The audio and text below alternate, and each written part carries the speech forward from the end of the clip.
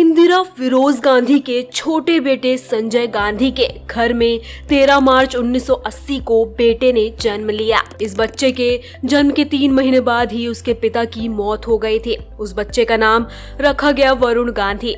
इंदिरा गांधी का पोता और राजीव गांधी के छोटे भाई संजय गांधी का ये बेटा वरुण गांधी गांधी खानदान से तो है, पर कांग्रेसी नहीं रहा। सुनने में ये विरोधाभास सा मालूम पड़ता है, पर यही सच रहा। इंदिरा गांधी के पोते और मेनका संजय गांधी की इकलौती संतान Varun London school of economics से स्नातक की शिक्षा लेने के बाद राजनीति में पहली एंट्री 1999 में तब हुई जब उनकी मां मेनका गांधी पीलीभीत से लोकसभा का चुनाव लड़ रही थी। वरुण ने अपनी मां की चुनाव प्रचार की कमान संभाली। उस वक्त मेनका गांधी एनडीए की घटक थी। वरुण पहली बार 2004 में औपचारिक रूप से बीजेपी के सदस्य बने थे। 2009 के लोकसभा चुनाव में बीजेपी ने वरुण को पीलीभीत लोकसभा सीट से मैदान में उतारा। पहले ही चुनाव में वरुण गांधी को 4,19,539 वोट हासिल हुए और उन्होंने अपने निकटतम प्रतिद्वंदी कांग्रेस प्रत्याशी वीएम सिंह को 2,81,501 मतों के अंतर से हरा राजनीतिक गलियारों में दमदार दस्तक दी। मार्च 2013 में राजनाथ सिंह ने वरुण गांधी को राष्ट्रीय महासचिव नियुक्त किया। वह पार्टी के सबसे युवा राष्ट्रीय महासचिव बने। उन्हें बंगाल बीजेपी का प्रभारी भी बनाया गया। वरुण पीलीभीत से बीजेपी सांसद के साथ साथ राष्ट्रीय महासचिव भी बने रहे।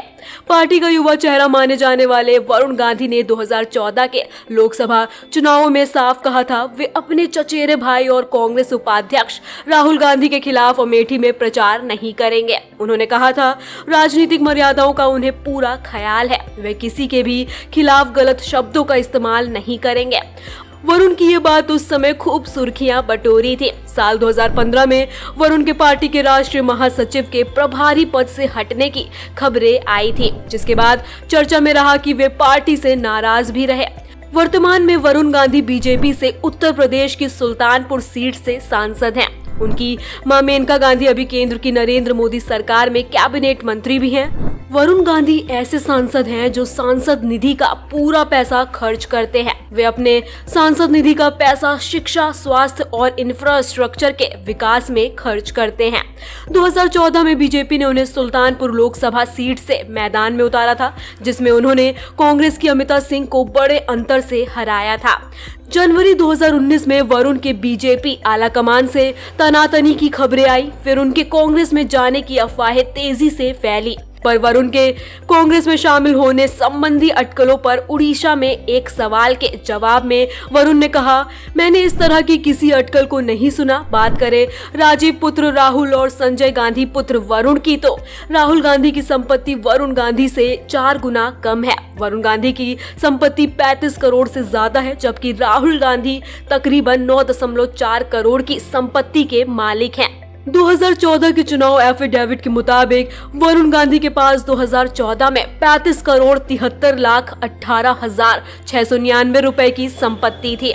वहीं राहुल गांधी के पास कुल 9 करोड़ 40,06,549 रुपए थे। साफ तौर पर वरुण गांधी की संपत्ति का आंकड़ा राहुल गांधी से 4 गुना ज्यादा है। वरुण और राहुल दोनों के पास अपनी कार नहीं है। ये जानकारी 2014 में दायर किए चुनाव एफिडेविट के मुताबिक है।